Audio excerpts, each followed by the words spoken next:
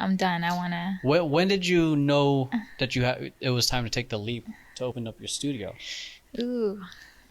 You know what? Let's see. So we go a little bit way back before I already had in mind that I wanted to have a dance studio. Yeah. You know. So then I just had that in mind. I didn't know how I was going to get there, That's fucking cool, man. Yeah, I honestly didn't. And then so after I graduated, I went to college.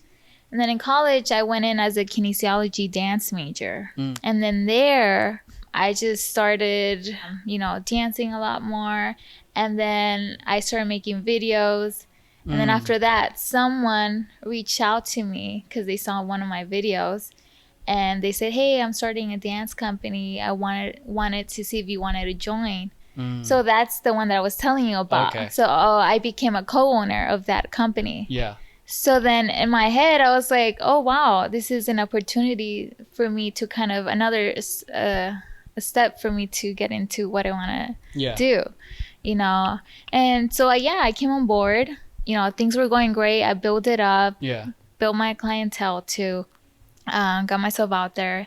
And then later on, it just didn't work out. Business partners sometimes can get a little tricky. Yeah, you guys have different ideas of what you want to achieve. The different visions can collide. Yeah, definitely. So then I ended up leaving that. And then after that, I joined that dance studio, actually not far from here. I did a dance studio. I was working there as a manager assistant. Yeah.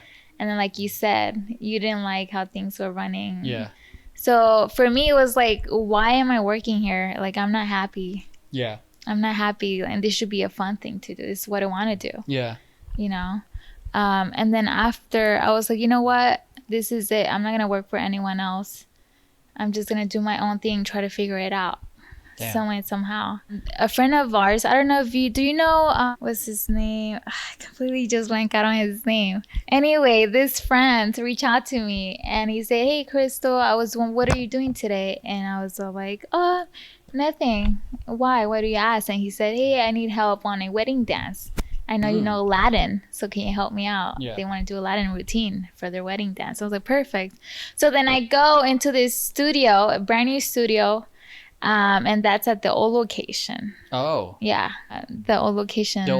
So that studio, the old location was a different studio before you took it over? It was a different studio, but they had just opened. Oh. So they were there maybe like when I went in like 2-3 months. Yeah. Yeah. Oh, wow. Yeah. So then after that, they came to me and they were like, hey, we're looking for instructors. And so I was like, oh, you know what? Maybe this is a new door. Yeah. I'm going to go for it. So I ended up renting it out and just started building my own clientele, my own company. Damn. Yeah. And before that though, I made sure I published the name, CrystalArts Dance Academy. Yeah. Oh. So no one can take it. Got it. But yeah. And then after that, after things were, picking up little by little, for some reason, one night I told my dad, this studio is going to be mine. A year after, it became mine. Wow. That's fucking cool. Yeah. I mean, what I'm like loving about your story so far is like the whole thing, like you had a vision, you didn't know how to get there, but it was going to happen anyways. Yeah. And I think a lot of people get so caught up in the how that they don't even begin. That's true. Because I thought once I graduated from, CSUN, it was going to take me 10 years to get a dance studio. Wow, that's so cool that you're so patient with the whole 10-year thing. You know what I mean? Because especially with the social media generation, it's like, oh, it's going to happen in a year. It's going to happen in a few months. But I like how you really were ready to embrace the long game. Yeah, I really was. Yeah, and that's what back in the day they would tell you, it takes this long for you to get your own business and things like that. Yeah. And that's what I had in mind. I was like, okay, it's going to take me that long. Might as well just try to do things in my field and see where it gets me, And then a little between these paths, like you find connections and they lead you to other things. Yeah. But yeah, in this case, I think one thing that I have is that I always set my mind to it, or maybe I kind of put it out to the universe. and for some reason it happens. Like really setting the intention. Yeah. And then, yeah, I think a lot of people are kind of wishy-washy with what they want, or that anything that comes their way is kind of what they get.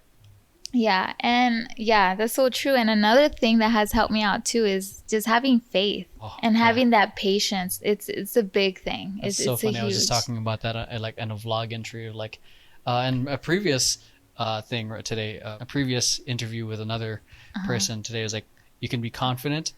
Oh no, it's like it is having more faith, because you can lack confidence in something but have faith that things will work out. Yeah. So. But yeah, sorry. No, that's actually true. That's how you get far. I believe that, you know. And I grew up, my parents like in the church, and kind of, you know, having that belief and spiritual side of me. So I've always had it. Every time I put it out to the universe, and it happens. That's freaking cool. Yeah.